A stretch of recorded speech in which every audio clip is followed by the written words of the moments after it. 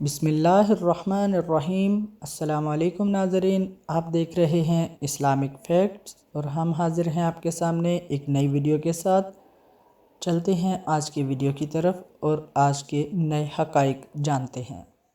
السلام علیکم ناظرین، ہماری آج کی ویڈیو مال و زر اور دولت کے متعلق ہے۔ زیادہ تر لوگ بینک بیلنس اور روپے پیسے کو ہی مال و دولت سمجھتے ہیں، جبکہ یہ بالکل غلط تصور ہے، کیونکہ اگر کسی انسان کے پاس بہت سا پیسہ ہے، بہت سی زمین ہے، کام کرنے کے لیے نوکر ہیں، گاڑیاں ہیں، لیکن اگر وہ شخص اندھا ہے اور کبھی دیکھ نہیں سکتا تو اس کی نظر میں اصل دولت بصارت ہے، یعنی آنکھوں کا ہونا۔ وہ یہی خواہش کرے گا کہ ساری دولت لے کر بھی کوئی مجھے اندھے پن سے نجات دلا دے۔ اسی طرح اگر کوئی بالکل صحت مند ہے لیکن گھر میں غربت اتنی ہے کہ بچے بھوک سے مر رہے ہیں اور ماں باپ بوڑھے ہو چکے ہیں اور بیمار ہیں اور ماں باپ کو دوائی بھی نہیں لے کر دے سکتا، بہت مشکل سے گھر کے اخراجات پورے ہو رہے ہیں، تو ایسے بندے کو جس دولت کی ضرورت ہے وہ ہے پیسہ، ڈالر، پاؤنڈ، یورو۔ اسی طرح اگر کوئی زمیندار ہے اور بہت ساری زمین ہے اس کے پاس، لیکن اس زمین میں کچھ بھی نہیں اگتا اور وہ بالکل بنجر پڑی ہے، تو زمیندار بہت زیادہ زمین ہونے کے باوجود خود کو محروم تصور کرے گا اور اس کی یہی خواہش ہوگی کہ اس کی زمین زرخیز ہو جائے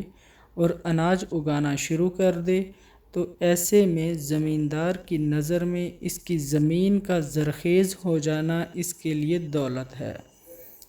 اور اسی طرح اگر کوئی شخص مال و زر، پیسہ، زمینیں، جائیداد اور دنیا کی ہر آسائش رکھتا ہے لیکن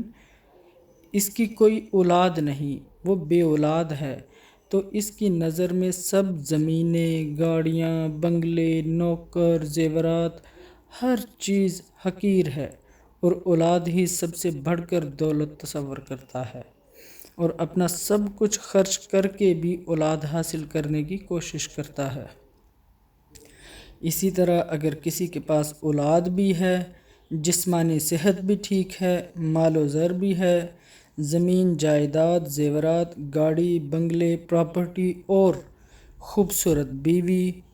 سب کچھ ہے لیکن سکون نہیں، دل کو چین نہیں، تو اس کے لیے سب کچھ فضول ہے اور وہ سب سے بڑی دولت آرام اور آسائش، سکون کو سمجھتا ہے۔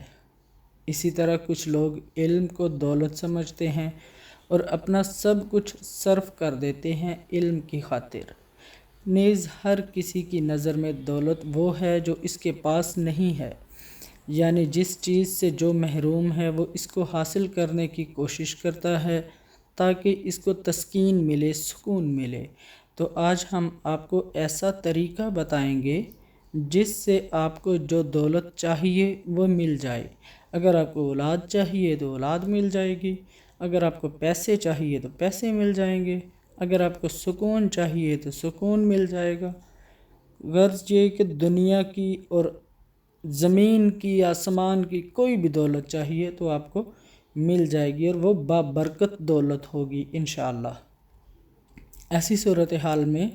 اگر کوئی آپ سے پوچھے زمین اور آسمان کی برکتیں کیسے حاصل کی جا سکتی ہیں، تو اس کا جواب ہم آپ کو قرآن پاک میں سے دیتے ہیں۔ اللہ پاک نے قرآن پاک میں سورۃ اعراف آیت نمبر 96، چیپٹر اعراف ورس نمبر 96 میں یوں فرمایا ہے،